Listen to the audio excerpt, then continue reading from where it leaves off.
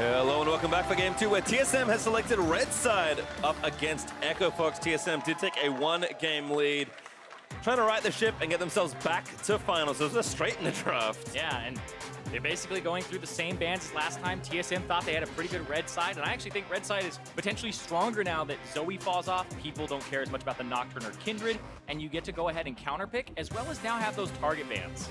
We've also just, even before 816, we've been seeing teams start to utilize red side more intelligently, more focus on those counterpicks, as you were saying. If you can get a lane-dominant matchup, it could erase a lot of that disadvantage you had through the bans. Now that the disadvantage in bans is not even really there, I think it does make more and more sense, especially when we saw how well some of these guys can perform. Well, 6 bans done there. Quickly, Akali, Olaf, Braum, Tom Kent, Rakan, and Varus. So a little change there for TSM, but once again, Ryze first pick for Demonte. And the change for TSM pays off because they had banned Syndra in that spot as well. And if you're first picking Ryze, you're showing for the whole best of 5. They're going to prioritize Ryze over Syndra for Demonte as a first pick. And so that actually gives TSM a lot of information here. TSM are definitely feeling themselves because this is the first game that they've taken off Echo Fox. This split, Fox were 3-0 against them, and the last time they played before this was that 25-minute tiebreaker stomp for Echo Fox. I'm also really excited to see, does he just blind Kai'Sa again? We saw Thinkard say, that was very disrespectful. We hit him with the counter pick. We're going to slam him.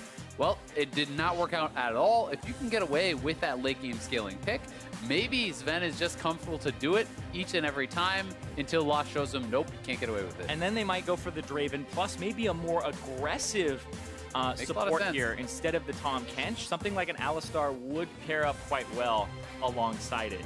Yeah, or even a range support, right? Things like that can be very powerful. It is more risky. We're seeing such a high priority on tank supports, but there is also that possibility. Well, we'll see, but it looks like I do like this as well from Echo Fox. They're going to run it back. They'll change up the support, of course, with Tom Kent's ban. So Smoothie going to lock in a pretty famous champion for him. It is Alistar. It's always funny when you see this. Like, there's two ways to look at it, right? It's either confidence or it's desperation. It's one or the other. Like, do you think that, hey, there was this little thing that went wrong and we will fix it and we will blast this matchup in game 2? Or is it, well, we lost, but there's nothing better, so this will make us lose the lead, right? And you have to kind of see them perform in this matchup, because I feel like if you go down 2-0 with 80 counterpick both games, you have to rethink your counterpicks and rethink your draft completely, because then they would probably swap to red side and figure that out, maybe go Kai'Sa themselves, but regardless, that's not what's going on right now. That's for the future. Right now, Bjergsen locks in that Syndra, the signature pick for him. If Bjergsen ever had a signature pick, it is that Syndra that they didn't ban this time because they thought Demonte would take it, and now that's a big thing that the Draven has to worry about. It really is, and even just Demonte in this 1v1, you gave Bjergsen one of his best historical picks. He has slammed on it internationally in North America. He has been very, very good on it. He does get the counter pick. We'll see if Demonte can be a bit more effective this game on the rise. He had a decent game. I think he was good with his map pressure, and I think was a big part of the reason they were up a lot of turrets. But you need to get that Draven rolling, it really feels like, to have that late game team fight effectiveness.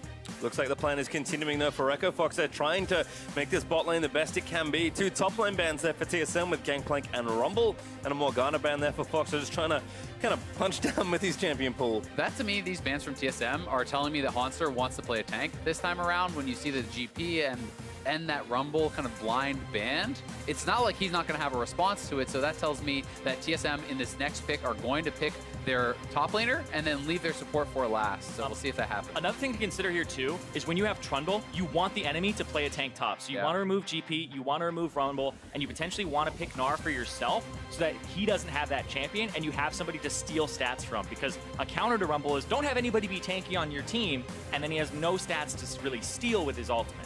There's actually a nub ban though, so TSM will not have that option there for Haunter, who had a very good game. We talked about the matchup historically, looking surprisingly good for Haunter, a player that has really carried TSM through a lot of their seasons and a lot of their wins. So we'll see if he can get something else done, but for now, it's Shen again. Yeah, likely Shen support, so we could still see the mix-up, and with Gnar off the table, maybe we will still see a carry versus carry style matchup in the top lane. Some of the high-priority ones were banned away, as you said. Huni still could go to something like a Camille if he wanted it along those lines, but Cho'Gath being locked in is always going to feel very good for that Trundle, especially because of how much extra HP you actually build up from the Feast. The amount of healing you get in those team fights is absurd late game. Yeah, it's kind of a Trundle dream. If you don't have a Sejuani to steal like armor and MR from her passive, you might as well go for the highest HP champion in the entire game, right? So, yep, that'll definitely buff up Grig a whole bunch in these fights, and it's kind of what TSM were banning for. Kindred. And he still gets Kindred even though it's very far down. And normally it was a ban on 8:15, but people kind of let it go to the wayside in favor of target bans. And I like this quite a bit.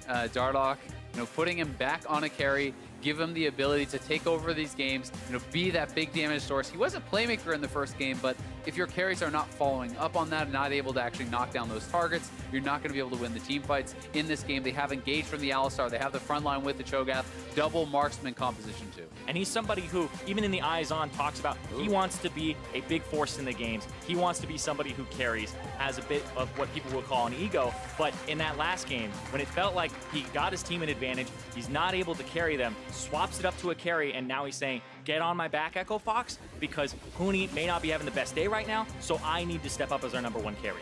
I'm going to be very interested to see how this Kennen does. Is it going to be AD? Is it going to be AP is my first question.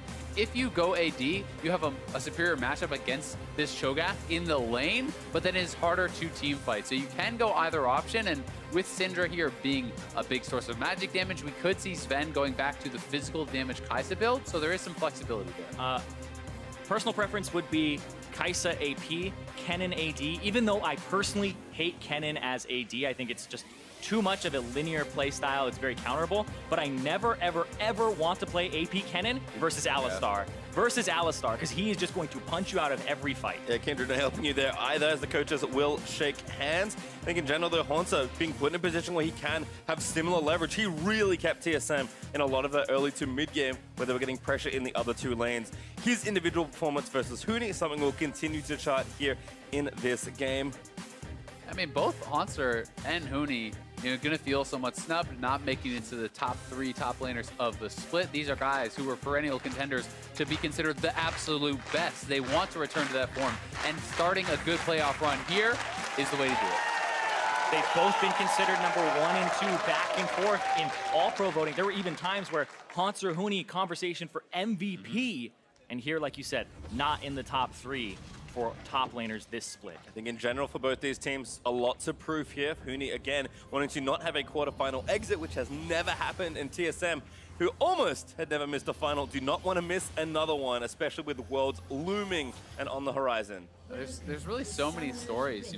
We heard Dardoch talking about it at the start. Like, the way that they rewrite their stories on Echo Fox is by winning, right? So many people have talked about these guys and why they haven't been able to make finals, whether they're chokers, or they're toxic, or they're this, or they're that. They have rookies. Guys like Lost. He wants to just prove that he can have success on something other than Varus and, really establish himself as a strong bottom lane player for Echo Fox. Looks like everyone just spreading out for now, though. Lost, ooh, gets some early gold, catches an axe as he does deal some decent damage to Mithy. It looks like they'll just move themselves back around. We'll get very similar looking lane matchups here. Yeah, very similar, but Hauntzer has the press the attack. It will be the AD here, but he is starting the Doran's shield, so it's a defensive kind of AD. I'll scale up, get Blade of the Ruined King against this guy who's going to stack HP. And one of the reasons you actually often have to go for a Doran's shield instead of a Doran's, blade and these sorts of things, more aggressive options in this matchup, is because with Comet, with the Vorpal spikes, you're actually getting hit and harassed pretty heavily from that. So you need to have at least a baseline level of sustain. You don't actually want to go for something other than press the attacks. You don't want to take that hit and damage in that way. So you're kind of going to take it from the Doran's shield and eventually probably build into a Blade of the Rune King where you can start to ignore some of the Cho'Gath damage. And man, that side Mortis there, that thing that just popped up for Beerson. 33 and 9 on Syndra out of 42 Pretty games. Good. He's won 33 of those. That is insane. That's that 75%, a little bit above that, but 7.0 KDA blows my mind. You go to your own op.gg, you're just like, oh, I played this champion a whole bunch, and oh man, 4.0 KDA is my best champion, or 5.0. 7.0 on a champion in pro play is crazy. Well, it was here in the bot lane once again. It feels like Sven and Mithy with a bit of a different support matchup are feeling pretty confident in their 2v2. They hit level 2 quickly as well. Lost is trying to harass and take the minions as he can. But again, this is something that has continued to impress me about Sven and Mithy. somehow they go even in their lanes, and then a lot of time they just somehow win. And given how defensively minded they are as a duo, I don't really know how they do it, but it's a pretty good asset to give any team, as their results have shown. I mean, they're very good players, and they have been together for so long that you really do learn the ins and outs of how to play every single matchup as a duo, not just as an individual. Looks like they're ganking Damonte in the mid here. Could be struggles here.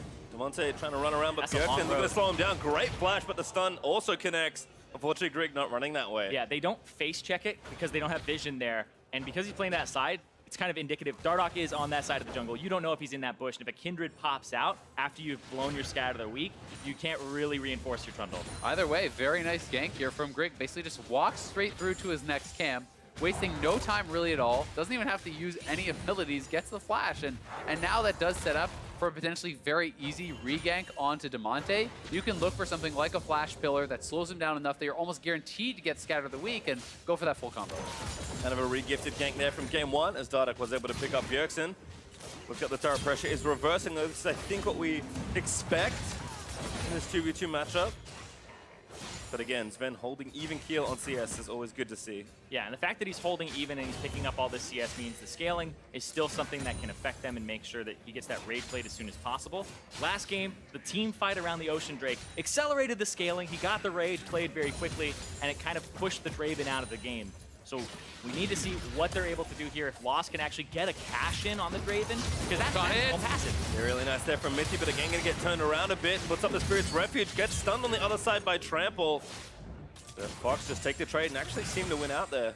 Yeah, it definitely did. It was a nice taunt, but Smoothie peeling very, very effectively there for Lost, and that trample stun allowing a lot of extra damage to come out. And this is why you go to Orange Shield. You really can get poked pretty heavily with the Vorpal Spikes and the Comet in that early stage of this lane. And that is why you're usually seeing Kennen rush towards a Vamp Scepter, rush towards Lifesteal, because once you start ignoring that poke, then Cho'Gath really doesn't have a lot of threat onto you. And something I'm noticing too is that Huni's maxing the W first. A lot of the times there's the E max for the wave clear, and sometimes the Q for like full AP poke build, but it's for the silence duration early on in the game, just to make it so that he's able to push, wave clear, and then he's gonna have enough mana, right? For those of you not playing at home, Bjergsen is not level 6, so Damonte took a real bad trade, and Bjergsen is going to try and zone him off this way. Well, Syndra is interesting because she got a buff to her Q in 8.15. 8.16, Electrocute got quote-unquote, people were saying it's nerfed. It's nerfed in burst, but you get it every wave. Smoothie in there again. Tondo is going to connect from Mithy, but Smoothie again able to get the follow-up stun. Oh no, that Spirit's Refuge was real nice. That is auto-attack based. Yeah, very well timed. And you actually lose the buff too if you do expend that empowered auto there. It's not like you save it for later, so well timed from Mithy, and the trades back and forth have been pretty good. You see Lost is up a bit of farm, but it is not a massive lead, and I'm excited to see where he goes with his build this game. We saw he did go back into the Bloodthirster after dying by the dragon. Will he go straight Stormrazor and try to dominate? Because you kind of feel like he has to for this pick to really be worth it. Yeah, the Stormrazor feels like you get that as your first item because it's weaker as your second item because it's that larger spike that you can get and just kind of force people out of the game with those trades. And it's still kind of quote-unquote the laning phase where the Kai'Sa's still facing against you instead of you're going against somebody like the Kennen later on. Well, speaking of Kennen, Haunter here looking decent with a 10 CS lead, but Huni, it just seems like based on positioning, playing a lot differently in this game. There are two control wards on the left side here for TSM, and Huni does not want a repeat of last game. Yeah, with the wave stacking up like this, it's always a scary moment because you're not sure, is the jungler coming up and getting ready to dive you? If you get dove on a wave like this without TP, your game is just often over as a top laner. We know that Trundle is not there, but he does not, so he's got to play it safe. Yeah, he's got to play it safe. There's nothing he can really do. If the Trundle's there, then he's there is kind of what you have to say. If he has it, then he has it. Because Dardoch's on the opposite side of the map, and he can't really go to the top side with his red coming up. Dardoch has also been very quiet this game as well, normally known for such aggression, but kind of farming it out towards 6 here on the Kindred. Grieg pretty happy to just farm things out and not be interacted with in his own jungle, given how strong Kindred can be 1v1. But certainly a slower game. I think Echo Fox is trying to calm themselves down a bit after what happened in the first one. Yeah, make sure nothing gets out of hand because they kind of gave over a large advantage in the first game off of that kind of ambitious Drake contest. And here on the bottom side, though, Dardoch is here, Mithy. So is Grieg, and Echo Fox might be baiting themselves into this because Trundle is standing on the outside. Smoothie also gets a double pulverize there. Mithy, though, is going to try and get the Spirit's Refuge down. Sand aside is good, but Lost He needs to find a few more autos. He will get one and force Sven to flash away. That's a good trade there because the gank comes through. They get the flash onto Sven, and he's going to have to back here, and they'll shove this wave. It is a cannon minion wave, so they'll be able to deal a decent amount of damage. But Sven has teleport, so I think he'll TP back to lane here just so he doesn't miss anything. Yeah, I think that will be definitely the call. So right back, and he is going to be going for Stormrazor first, very likely. You know, he has that BF, so will be the AD build.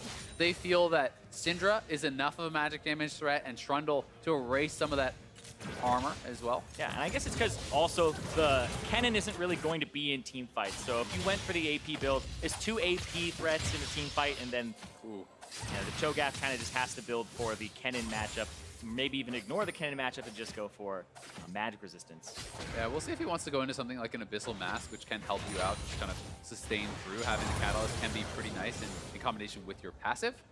Because once he has lifesteal, you really just become that punching bag unless your jungler comes. You can't actually harass him down with your comment anymore, and you just kind of have to sit there and take it. And look at this. I mean, Dardoch is been pretty quiet going over, maybe starting that blue up. Gets the crab bounty instead, so we'll take that. But it shouldn't be his, though. Yeah, it shouldn't be his crab because they've had 2 control wards on the Pixel Brush and then the top lane, and using the pressure from Kennen. So it's kind of unfortunate for him. It's unlucky, but it's just the way that the waves work out and that the lanes work out. And I think for Bjergsen, this is what fans expect when they see this kind of player. Someone who has been in so many finals, at Worlds, every time he's been able to. Won so many titles here domestically in North America. This is the kind of lane dominance on a signature pick that I think we expect. The Smoothie trying to slap down Mickey, but might disengage it in towards the turret. Smoothie forced to pop Unbreakable Will. Yeah, really not on the same page there with Lost. I mean, Smoothie goes in, Lost is still just farming, and then realizes that the fight is being committed to, throws out his ultimate. You need to have Lost getting ready to auto as the combo goes in, and that was pretty poorly coordinated from Echo Fox, and the fact that Smoothie's now down an ultimate with a long early game cooldown means they probably can't go for it again for a while. Yeah, and also Mithy, I think it's kind of hard to appreciate how well he's using the Spirit's Refuge. He's placing his Q appropriately, because a lot of people just pull it through for the slow, go for damage. He's being very defensive here and saying that, Sven, you're going to 2v1, I'm basically going to give you invulnerability against Lost. And what he did is he blocked Smoothie's stun there. Smoothie went for the trample stun. It was blocked as soon as Sven was walking through the Spirit's Refuge and didn't get stunned so that the extra damage could come through. Well, Demonte again back here, but has to be careful. Does have Merc Treads and charging up the tier, but Bjergsen continuing pretty dominant look here in the mid lane. Lost Dardoch. Returns to the bot side. Dardoch wants to try and farm through bot here. Lost looks like he's trying to bait a little bit. I think he wants Mithy to go forward onto him. Yeah, wants him to think that he's roaming, but also this is going to push towards them. Here comes Grig. Oh, surprise! Onto him. There's a Trundle here, so now Dardoch gonna force it. Round again goes in for it. There's the roam up over. Demonte does roam down, but the ult from Mithy will protect their jungler.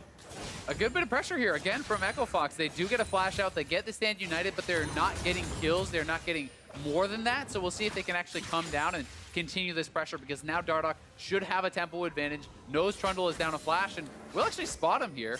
Yep. Kind of push him away, and that's also another tempo advantage because it delays his back, keeps you out on the map, gives you an opportunity to go for this Drake.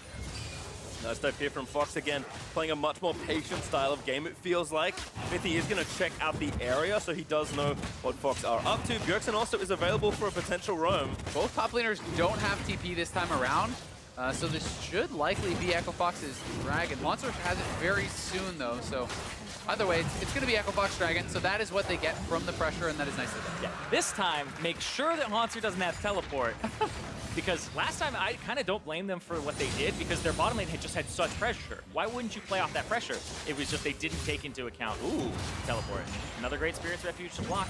Usually stand aside though, but like you said, Mithy able to defend it nicely as Grig going to try and trade here and start up the Rift Herald. It's his strong side of the map, so playing to that objective and kind of trading them is good. This may actually give Dardoch, I believe, another stack, because he got the Scuttle's on the bottom side, but I don't think he's getting it. Yeah, Honey does actually spot them, and there's multiple members coming up. So Dardoch and Demonte moving up. They may be a fight here. Remember, Feast could be useful, but it's on cooldown. Looking 3v3, there's Haunter with the defensive ultimate, but Grig is going to get forced away now, rooted in place. He's going to try and take him down, but he smites the buff as Bjergsen. He's going to roam over. First blood with the Haunter, but Demonte gets a kill on Grig just at the other side. Now Dardoch is trying to force away on Haunter. Pops the Lamb's Spire at the very last second, but Bjergsen, he's so strong. He'll get the kill, but Demonte is able to get another one there as well. Flash auto takes down Sven in the 2v2, and still Bjergsen and Demonte battling it out, but Demonte, he's got no flash. He's barely got any mana to speak of. He's just trying to dance around back into the brush, and TSM, I'm not sure they can chase. Bjergsen with a flash. He not might going to go look for this. We'll see. He's still looking, but he does decide not to go for it. Either way, Echo Fox 3 for 2 across the map as action explodes everywhere. Lost will get this turret, and we'll see if Smithy wants to give over the solo gold. They will finish it off, and he got the cash in. He gets the turret. That is such a huge infusion of gold, and they want to go for this because the flash is down on Grig. Exactly. They go after Grig. He's forced to smite it. They don't even get the Rift Herald there. Haunter's just pumping damage into Huni, but then this right here, the ultimate from Dardoch, kind of baiting them in the false sense of security that they're going to finish it off. That uses the cooldown from Haunter there. Haunter has to now stay in it and commit, and they basically had the mid laners trade kills there.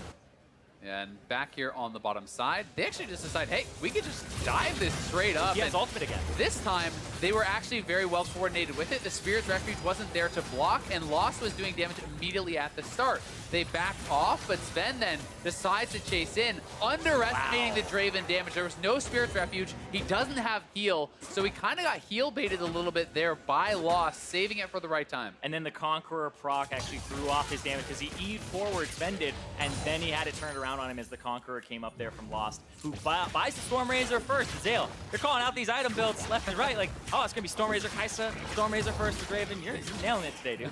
Fox also with the changes are actually going to get the Rift Herald after that engage, and I think Lost, you can now maybe see why they wanted to pick this sort of lane. TSM will keep their duo in the bot side for now, but Lost is, again, a player that is certainly trying to prove himself here in the league. And he's trying to prove himself on Echo Fox, who has Dardoch and Huni, basically you would say number 1 and 2 carries for themselves, and even in their role in terms of who has the potential to carry and flat out 1v9 a game, it's usually these two guys.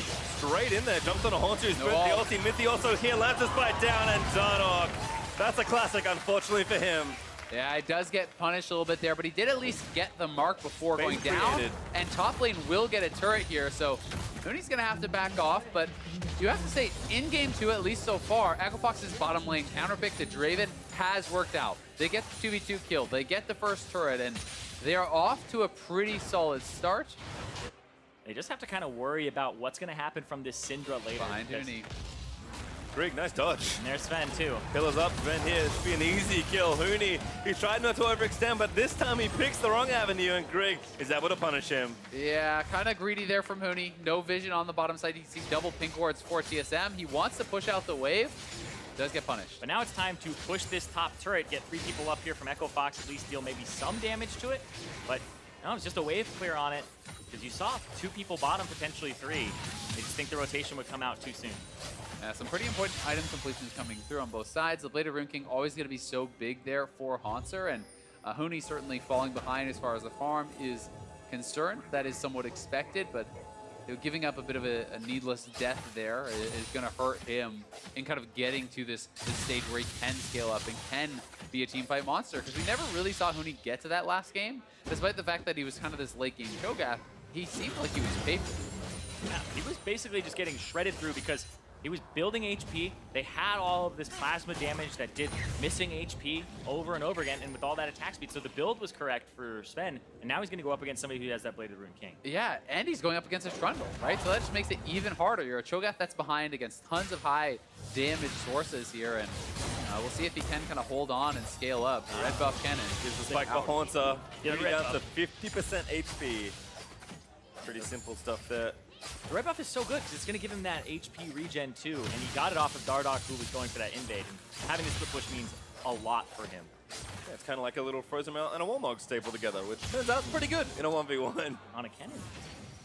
As Dardoch does have the Rift Herald still, I believe, so he's able to maybe channel that and give Echo Fox another turret lead here in this game. Yeah, I think the plan is clear out the mid, use the Rift Herald soon, and then go for that Mountain Drake.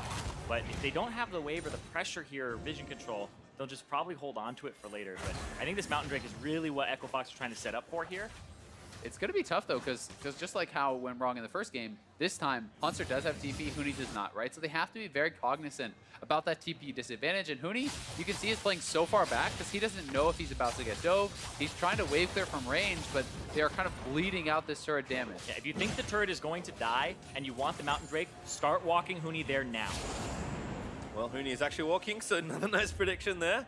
Huni's going to book it down mid lane with the Cloud help and try and get there in time for this fight. Dardoch over the back of the pit. Fox is trying to start this really quickly. Yeah, they're right onto it. I mean, Hoonie's walking down. Monster will finish the turret, but he could join now. Looks like the call is just continue to push it, take that turret trade.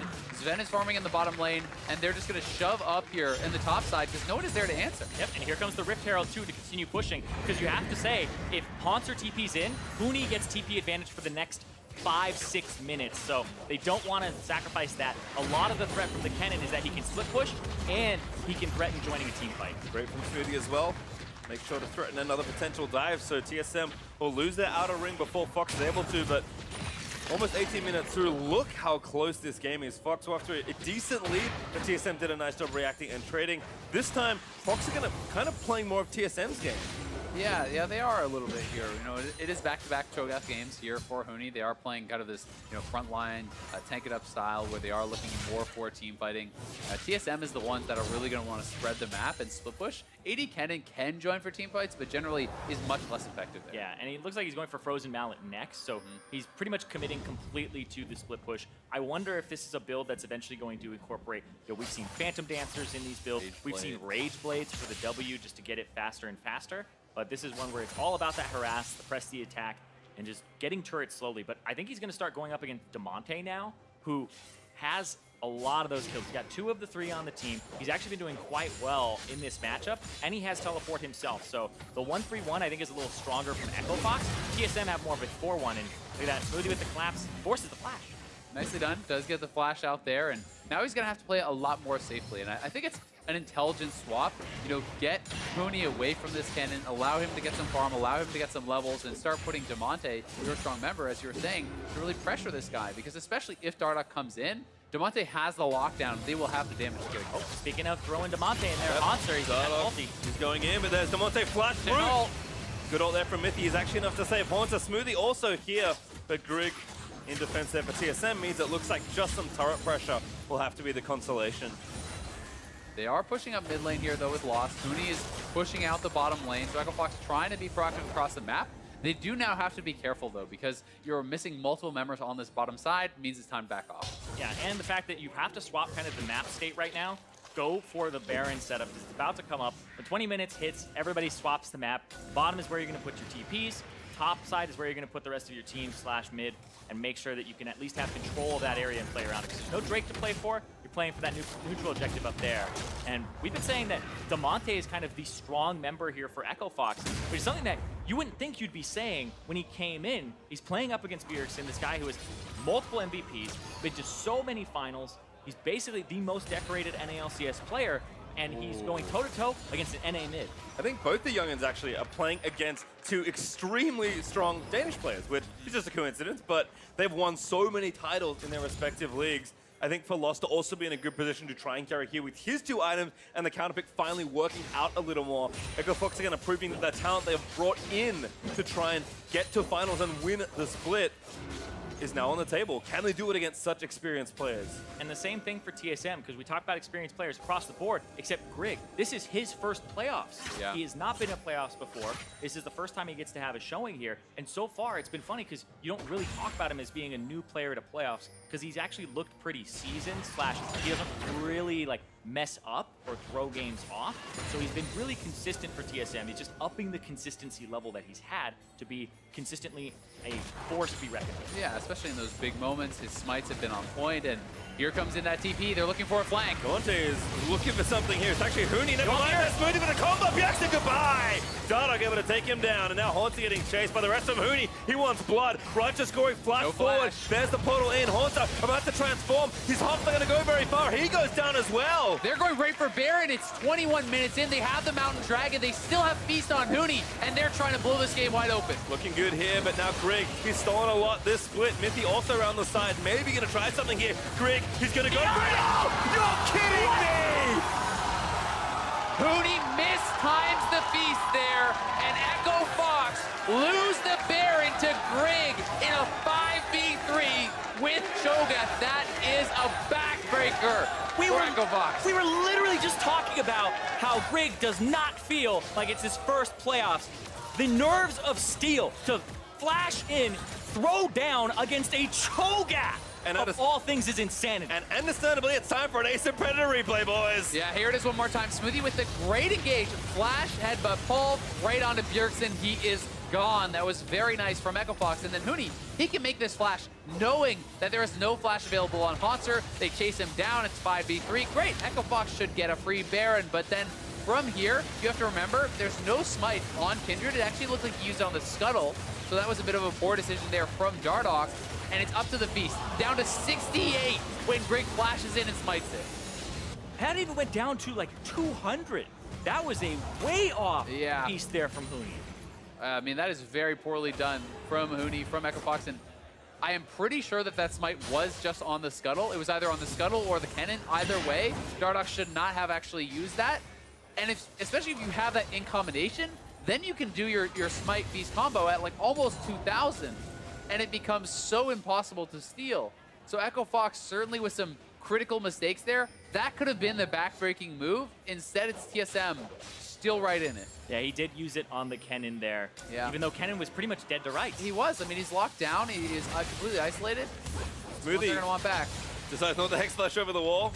TSM again trying to pressure, but Echo Fox really wants to outbreak Smoothie. Right to the backside, finds 3 with a Pulverize.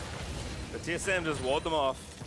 Yeah, and TSM, you cannot give a team like this in playoffs any sort of room. You cannot make mistakes like that in the playoffs when you want to go to Worlds, when you want to win North America.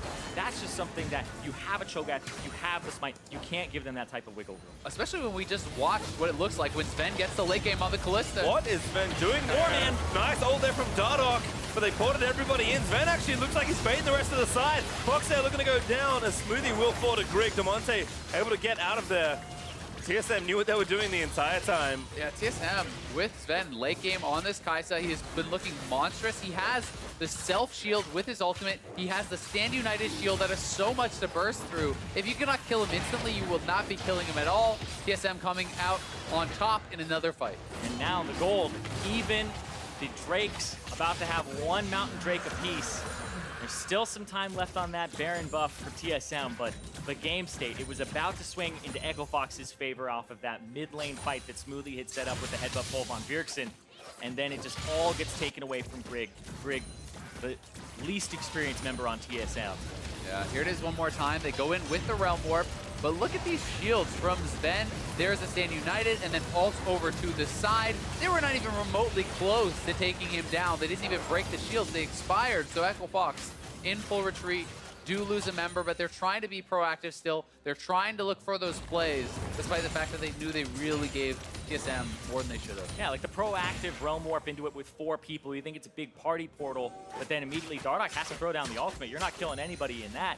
And all of that damage that's coming through from Bjergsen, Sven gets to go ahead and pump damage into people during that time. It just means that Echo Fox, we still have the rise from Demonte with a really good scoreline right now, really good CS, but then Lost, this champion does fall off a bit here, especially in comparison to the Kai'Sa. I think problem becomes Fox are a team that, with their established members, can be pretty volatile at times. This is a big test for Fox, not just in-game, but mentally as well. Lost and Demonte will be pushed to their limits against one of the league's most seasoned organizations.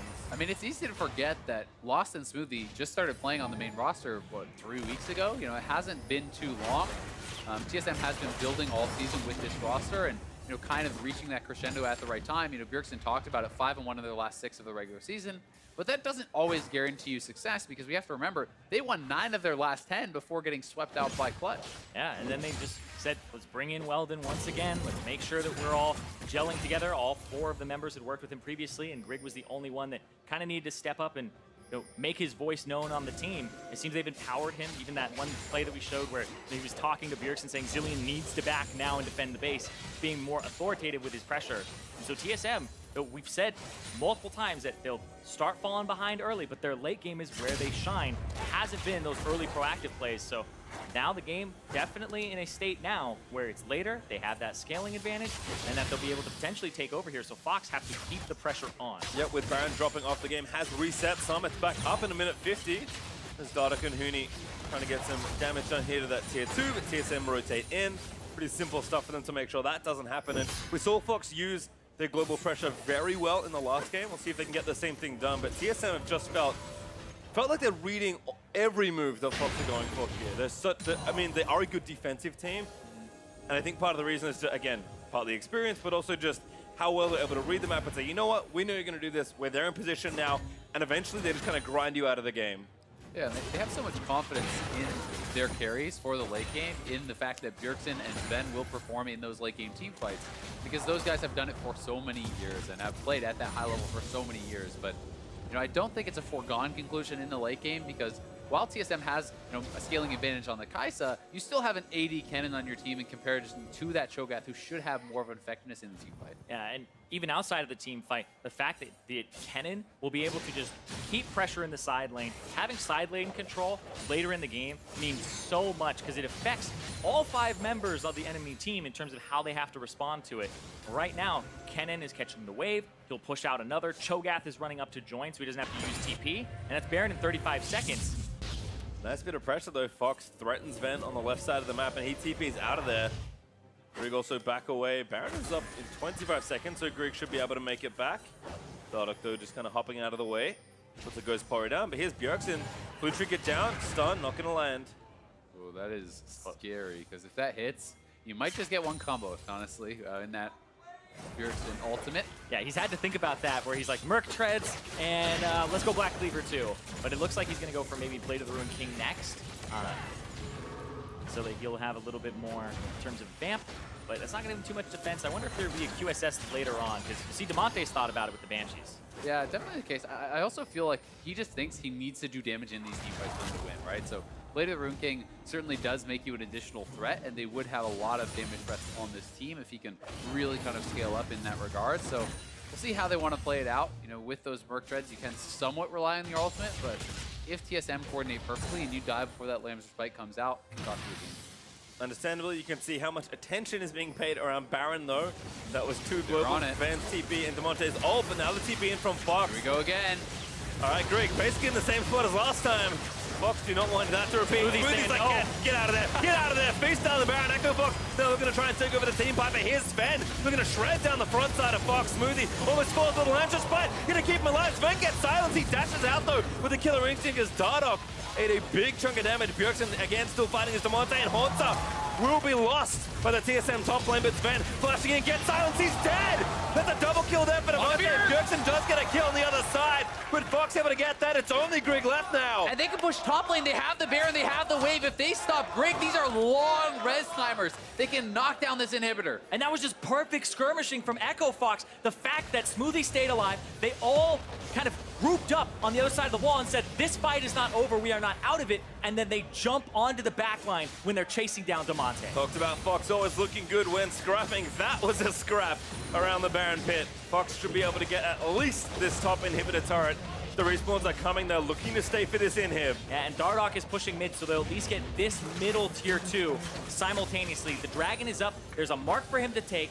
Let's get that for Dardoch there, sitting at 6 stacks as he takes this one. So much gold in their pockets here now too. Almost, there's like 10,000 plus gold for them to spend as they're going back to base, and here it's going to be one more time.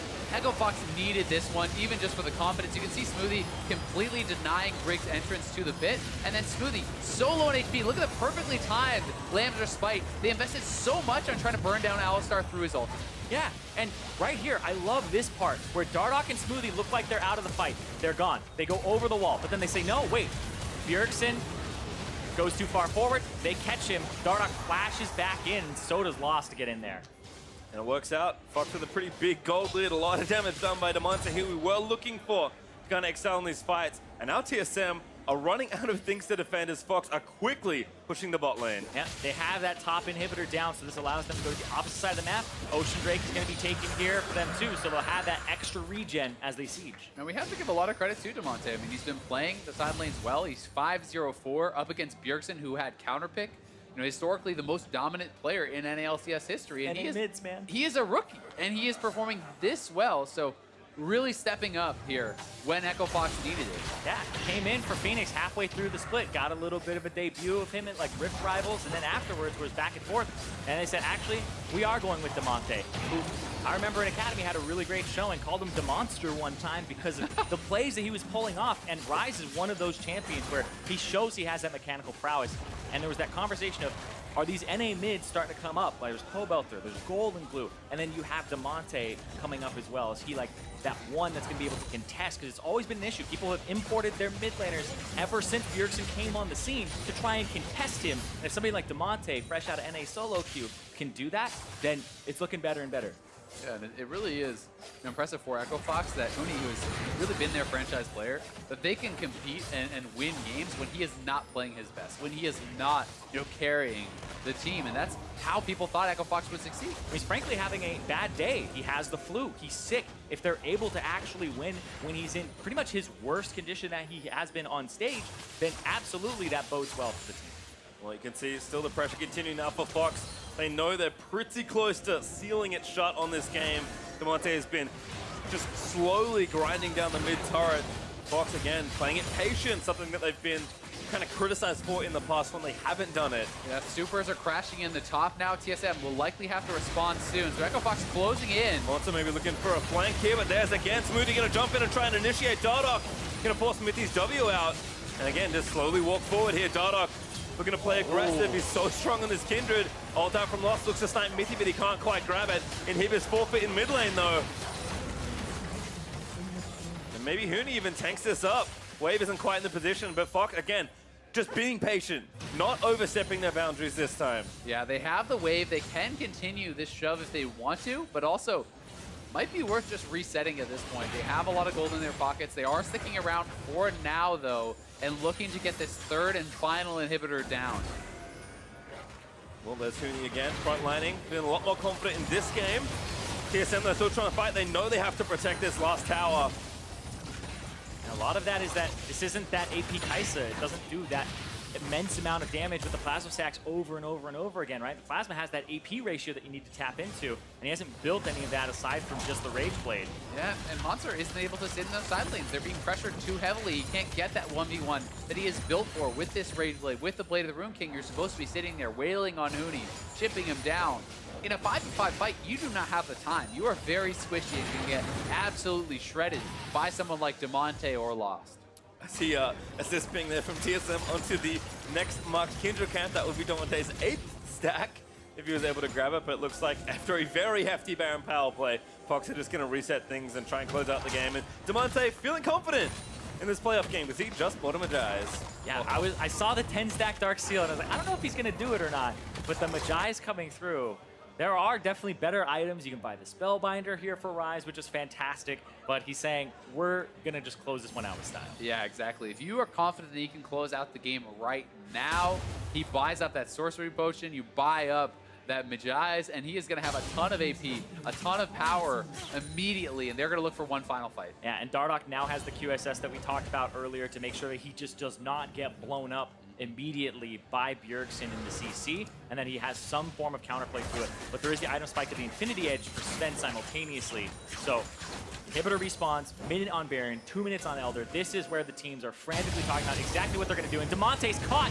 Realm Warp's kind of out of there, but now has to run through the jungle again. Bounce Mithy tags him, gets the move speed and the shield. Haunter over the top of the blast plant for Damonte. But he's able to get out. Boost him off again. He's trying to fight him. Gonna kite out of there. Almost gets the kill onto Haunter. Fox solo trade, they'll take top in here. Yeah, really well done by Damonte, surviving so long there and drawing in so much pressure from TSM. They do get an inhibitor down. The Elder is up soon, and so is the Baron, though. So this is a timing that TSM can play around. They could rush the Baron. Yeah, but that's why Echo Fox are all sitting in this bush saying, you have to face check us. There's a TP on Damonte. If they are not at the Baron at spawn, they're not going to be able to take it on TSM. Smoothie has flash. They may look for Sven here. We'll see if they make the call to go for the engage. TSM has no vision. Finally spot them with the blue trinket. Stun lands only onto Huni. Greg is going to move in and force a flash. Smoothie there gets the blast cone. Actually moves it back out. Smoothie though going to get a double pull, but it's only on the front line. Huni going to try and find the pick, but he ruptures 2 in the middle. There's Bjergsen with a stun. Does get Dardoch low, but holds onto the ulti for now. Smoothie forced a flash. Dardoch burns his ulti. TSM corralling Fox back towards their own side of the map, and Huni moves in. Feasts on Haunter and takes him down. Damonte has TP. He's up in 1 second. He's going to TP into this fight. He's TPing on the bottom side. They're trying to corral them now. Echo Fox doesn't want them back to the base. Damonte's in. He gets Greg. He gets it. They take down the jungle. They know if they win the fight, then that's going to be game. Dardoch gets Bjergsen. Now Mithy and Sven have to fight it out, but this duo will be crushed. Echo Fox will even things up against TSM. And what a game from Echo Fox. Despite the Baron steal, they stay confident, they stay calm and composed. They get the next one, and they tie us all up. They're going to take down the Nexus turret. Respect is earned, and this time, Fox earn it. We have a series, boys and girls. Echo Fox able to take the second one. Echo Fox learning from the mistakes from last game. Less of Huni getting caught out in the side. More of not over-rotating their pressure when they had the Baron. Because that Baron that they got, the one at the end there, that wasn't stolen, that was one where, how did they even get in that position? They caught TSM out of position. And they did that even in the first game. So TSM need to kind of clean up their Baron control, because Echo Fox have been all over that objective. Yeah, they really have, and this was, I think, a real confidence booster for Lost and Smoothie. They were the ones who went to that counter pick. We talked about how you have to show that you are a threat on multiple champions or people will abuse you in the pick ban. This time, they get the 2v2 kill. They get the 2v2 first turret, and that really was, I think, such a catalyst for a lot of the success in this game, because Dardoch did not have a good start to the game. Neither did Huni. And between the bottom lane and Demonte, these new players for Echo Fox, those are the guys who bought time for the veterans to have an effect on this game. Well, Echo Fox, they snatched a win of their own to bring us to 1-1 in the series. So let's hear from the analysts to see how it was done. Thank you, gentlemen. It's all tied up at 1-1 as Echo Fox strikes back, and they do it with a very similar comp. A couple key changes. We had the Kindred coming in for Dardoch, and of course, with the Tom Kench on the ban list, the Alistar is picked up. But with all three other picks being equal to game number one, they do come out ahead this time around. One other big adaptation, of course, is the Gnar ban as well, which seemed like a bit of a problem, and the AD Cannon continues to not impress in North America. I think that AD Cannon is a really hard pick to make work because all you can do is split push. Cannon's got a very low auto attack range. He's not that tanky, and his kit is like doesn't really complement being an AD champion very well. Like your E makes you can't attack. Yeah. You want to be in there. So I mean, Mark kept talking about how he likes defending AD Cannon all the time because we've seen situations where the AD Cannon has worked in Korea where the game is a lot if you're more Korean, controlled. it's a different game. Just like totally Jace. Right. Yeah, it's the exact same. And this game was not controlled enough for an AD Cannon whatsoever. And also for TSM, have they ever this split actually played a split pusher who sticks to split push? I feel like they play a split pusher and then he just runs into team fights and whatever farm advantage. Right, even last game with the split push built Gnar, they were still doing a heck of a lot of team fighting. Right, I mean, they did gank and kill Huni about 1 billion times with the help of Sven, but like, it's not going to play that way every single time. And I think, you know, if your split pusher cannot team fight, if you're not picking like a Camille or something that can actually group up and help, you probably should not be picking it in this series. Right, so I didn't like the Kindred pick too much, but I did like a couple of the adaptations that Echo Fox had with their draft, mainly being the Kindred. I think that Dardoch played well on Poppy last game, but you can only do so much as full tank Poppy. I think that Kindred is just a lot stronger champion on a personal level, and so Dardoch is able to do a lot more in this game with Kindred. Yeah, I mean, we said that you meant you did like the Kindred. I like the Kindred. Exactly, and it's because you're not putting your two most impactful players, including Dardoch, on the front line, right? And what's funny about that is I would say Demonte and Lost ended up having better games because Dardoch was on Kindred instead of a tank, just like he was opening up so much more space in the game on Kindred. Right, it also... This was a disaster. This one, yeah, that's a disaster. It was a huge mistake to try Baron while Greek's alive. Yeah, so Meteos actually this was so frustrating. As soon as they start the Baron, he was memeing like, oh, they shouldn't go for this Baron. Greek's alive. Memeing. He was he said Greek is alive. You cannot go for this Baron. Yeah, it will be slow. Yeah, not a joke. Greg was still alive, man. What happened Didn't here? Get it. Yeah, what happened here? Well, they Smoothie adapted. smurfing. Yes, obviously. Smurfing. I actually thought this was incredibly well played by Echo Fox. Smoothie zoning Trundle, and then Dardoch saving him at the last possible second. He had about 1 HP with, I think, an Ignite on him. Yeah, and so really well played there. Bjerg and Sven weren't on the same page there. Oh, and Bjerg had flash ult the whole time, never used it, while Sven did flash it. And the thing is, we rip a lot on Huni for dying in the side lanes, but even going back before this, a little bit further back in this replay, Huni actually landed Rupture after Rupture, and it stalled TSM from getting through these choke points and chasing down kills to the point where Demonte can actually respawn, come back. He also flashed in and got a kill for himself. So like, this 4v5 was actually won almost completely off the back of Huni, and I think we've kind of been memeing in this series a little bit, so it's good to have the daps when he needs them. Yeah, now oh, go ahead. Oh, sorry, yeah. Huni has been racking up the isolated deaths like non-stop. He's the like king. candy. He's like, oh, I'll take another one. He is the king of it. He's full-on addicted, but he did have a great fight there. And one thing that, actually from a player perspective, in those kind of fights, you have to keep in mind that when we're watching from the spectator stream, we can see everything that's happening. But when you're in there, like there's so many bushes, you don't have very good vision. So Huni was able to find some really good ruptures, even without seeing them for the most part. Without a doubt, and that's why you want him in the game, right? He is a playmaker, even on a pick like the Cho'Gath. We do, of course, know that he's battling a bit of a stomach flu. But hey, 1-1, they're sitting in pretty solid position now, maybe with a little bit of momentum going in their favor. And I do want to recall a conversation that we were kind of having around Game 1. In terms of how well each team played. And to some degree, I think the consensus was actually that Echo Fox played the majority of Game 1 better than TSM. There are just those few big blunders we've seen across both games where TSM seems to grab hold of a fighting chance. I do think that, as a lot of people predicted in this series, it would be Echo Fox in the driver's seat. And it's just about if they're a drunk driver or not. Because when they're playing well, they're really good. They're super aggressive. They force a lot of pressure on the enemy team.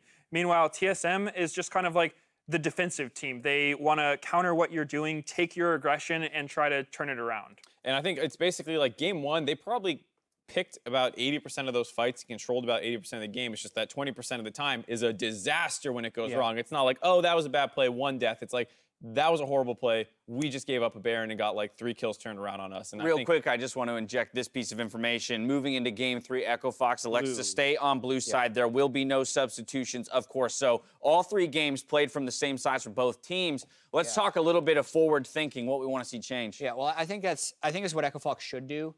Based on like the meta of the series, TSM tried to flex on him in Game 2, think, okay, we're going to keep it exactly how you want. But now they get to go right back at him since, with the Narban being adapted to, with Kindred showing as something they're willing to pick, it felt like when this inevitably came down to 5v5s, they did have probably the better team composition, right, with the Cho'Gath. So you got to disrupt it somehow. Echo Fox actually took a lot of risks that TSM didn't expect them to be able to take in that draft. So it's going to be, TSM has to change something. One thing that I would also like to point out briefly was that I do like how Echo Fox picked almost the exact same comp that they lost Game 1 with in Game 2. That shows that even though it didn't work out for them, they aren't really like, their confidence isn't faltering. They still know they can make it work. Something like Draven, that champion feels so bad to lose on, especially dying with a lot of stacks. But you saw they picked Draven again, and they just 2v2 killed TSM's bot lane, getting Draven a good cash out first turret. I agree that they picked a lot of the same champions. I think the comp played a lot differently. Like Tahm Kench versus Alistar and Kindred versus Poppy. Like it put Dardoch in a carry position, and it made the bot lane even more aggressive, probably. The other thing I'd want to throw in, too, is just like when you go to the same side time after time, what's happened in the CLG Academy matchup that happened on Thursday, where the team that just won would then lose the next game because they're like, hey, we won, let's stay on the same side. And the enemy run it back. The enemy team adapts to what you just did. So you're like, yeah, let's play Draven this again because it seems to be working. And then the team's like, well, we're going to change things up. And so I actually don't necessarily love when the winning team stays on the same side because it can feel good, but like, if it's going to go back and forth multiple times, like the enemy team will do something in response. Well, the series is all tied up. Echo Fox versus TSM. We're at 1-1. See who can bring the series to match point when we return.